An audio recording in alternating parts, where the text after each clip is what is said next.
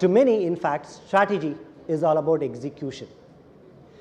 In terms of the path of performance, what we have seen is getting your in-store performance at the right place is getting more crucial and more important day by day. That's the whole part of it, right? Getting all your mix at this store level makes a lot more difference and getting in there. To uncover this essentially, along with Nielsen, what we did is we have two of our guest speakers, Sameer Satpathy, CMO of Marico Industries, as well as Devendra Chawla, who is popularly known as DC, Group President of Future Retail, to come with us and talk to you in terms of how do we decode the opportunities of marrying the demand and the supply and ensuring that in-store execution happens at a perfect level, and thus what's the outcomes of those. So the session is all about outcomes by driving sales effectiveness and getting your in-market mix right essentially.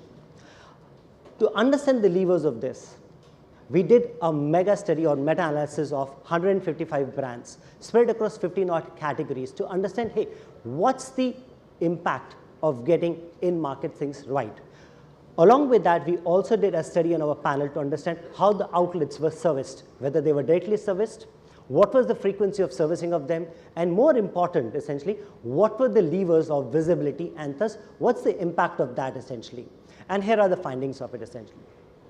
First and foremost, what we observed was getting the right store was half the job done.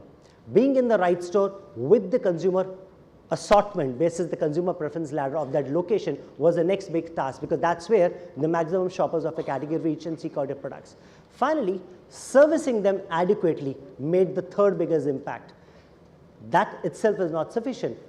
Visibility in the stores makes a huge difference. By being present in the store with service, not being visible at all had the fourth largest impact on it. The question of it is, all this is known, right? Everything of this is known to all of us in markets. What is unknown essentially is the impact of these, and that's what the meta-analysis helped us uncover. The impact of all these variables on the sales, and thus what the drivers of sales are. Because practically we all know that 60% of sales can be influenced at the store level, and thus this part becomes critical. So let's look at what's the finding of the study. And as I said, the first finding was more than half of the sales get influenced at the store level by reaching the right store. If that is as important, let's understand what these right stores are and what's the characteristics of the right stores. Simply put, if we were to look at for FMCG as well as the categories which we took in the meta-analysis, what we found was that the top 30% of the stores were actually the right stores, and they accounted for 80% of the category sales. This is the place where the shoppers of your category actually scout for your products. And being in the stores makes all the difference, because shoppers is the place where there's the widest choice set.